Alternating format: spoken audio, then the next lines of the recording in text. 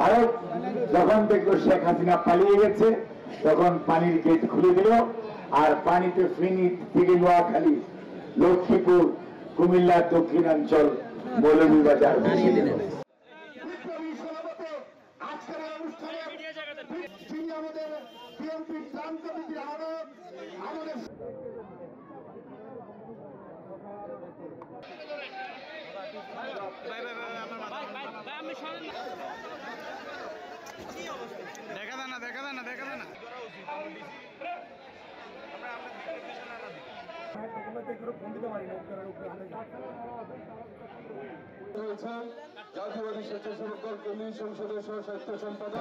ভারত যখন দেখলো শেখ হাসিনা পালিয়ে গেছে তখন পানির গেট খুলে দিল, আর পানিতে ফেনী থেকে নোয়াখালী, লক্ষ্মীপুর, কুমিল্লার দক্ষিণাঞ্চল, মৌলভীবাজার ভেসে দিল। অর্থাৎ এরা এই দেশের মানুষের বন্ধু না, এরা একটি দল, একটি পরিবারের বন্ধু।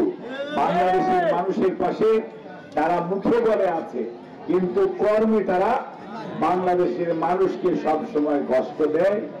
আর বাংলাদেশ জাতীয়তাবাদী দল, আপনার দল, শহীদ রাষ্ট্রপতি জিয়াউর রহমানের গড়া দল, সব সময় যেগুলো প্রয়োজনে মানুষ যখন কষ্টে থাকে তখন যে দলটি পাশে থাকে সেটির নাম জাতীয়তাবাদী দল বিএনপি। যখন ওনারা পালিয়ে গেলেন, শহীদ জিয়া তখন স্বাধীনতার ঘোষণা দিয়ে আপনাদেরকে নিয়ে যুদ্ধ করলেন, রণাঙ্গনে থাকলেন, অর্থাৎ আপনাদের পাশে। ঠিক একইভাবে দেশনেত্রী বেগম খালেদা জিয়া আপনাদের পাশে থেকেছেন, এখান থেকে নির্বাচনও করেছেন, আপনারা ওনাকে বিপুল ভোটে নির্বাচিত করেছিলেন। এবং দেশনেত্রী বেগম খালেদা জিয়া, ওনার দল বিএনপি সব সময় এই জনগণের পাশে, জনগণের প্রয়োজনে সবসময় তার নেতা কর্মীদেরকে নিয়ে পাশে থাকে। একইভাবে আজকে আমাদের ভারপ্রাপ্ত চেয়ারম্যান জনাব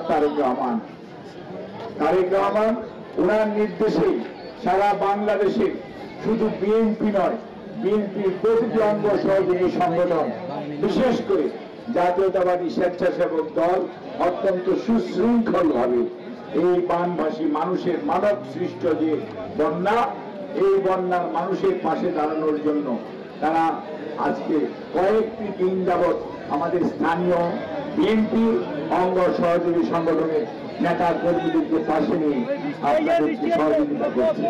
এবং এই সহযোগিতা ইনশাআল্লাহ যতদিন প্রয়োজন ততদিনই বিএনপির পক্ষ থেকে, বিএনপি পরিবারের পক্ষ থেকে আপনাদের পাশে থাকবে।